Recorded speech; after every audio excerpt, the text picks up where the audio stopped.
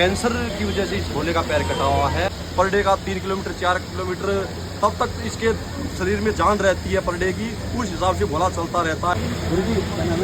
विजेंद्र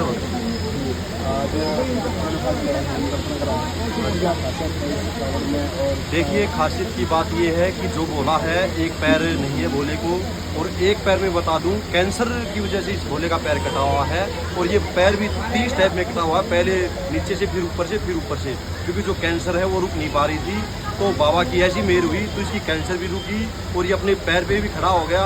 और फिलहाल ऐसी स्थिति होगी, ऐसा इसका बाबा ने हृदय बना दिया, इतना बना दिया कि ये और लोगों को भी अपने जैसा बनाने की कोशिश कर रहा है। जो छोटी छोटी बातों पे टूट जाते हैं, निराश हो जाते हैं, मरते हैं या कुछ ऊंचे नीचे कदम उठाते हैं, तो उनको इनसे एक प्रेरणा लेनी चाहिए कि भोला इतनी बीमारियों को सह के और इतने कष्ट सह के एक पैर से अपनी गौ माता के लिए, अपने इष्ट के लिए, अपने सनातन धर्म के लिए, अपनी नौजवान यूथ को जगाने के लिए जो दंडवत कावड़ उठाई है, इससे सभी लोगों को, सभी यूथ को सीख लेनी चाहिए कि ये एक पैर से कर सकता है, गौ माता के लिए कर सकता है, अपने धर्म के लिए कर सकता है, तो आप दोनों पैर से और स्वस्थ होकर क्यों नहीं कर सकते। कितने किलोमीटर का आपने ये देखिए, इस भोले का हरिद्वार से जो सोनीपत पड़ता है 200 किलोमीटर का सफर पड़ता है।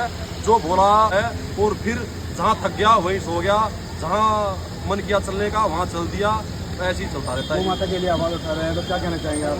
देखिए, भोले ने, और इस भोले ने नहीं, अब फिलहाल जो इस बार जो हैवी कावड़ है वो सिर्फ और सिर्फ एक बल का प्रतीक नहीं है, ये सिर्फ सरकार को दिखाने के लिए उठा रखी है सभी भोलों ने कि ऐसे तो सरकार सुनने वाली नहीं है, कितना ही धरने दे लो, कितना ही आवाज़ उठा लो, कितना ही सोशल मीडिया में भोंक लो, और उसके लिए उनको एक ट्रेलर दिखाने का टाइम आ गया है।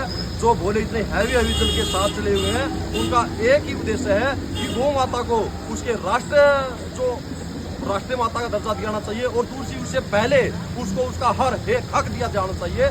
जैसे कि वो रोड पे घूमती है तो उसको एक अच्छा आवास, उसकी एक अच्छी व्यवस्था होनी चाहिए, उसको खाने के लिए अच्छा फीडिंग की जरूरत होती है, उसको वो मिलना चाहिए। तो इसके लिए भोले यही चाहते हैं कि उसको उसका हर एक हक मिले, उसका जो अधिकार है उसकी जहाँ तक वो जानी चाहिए।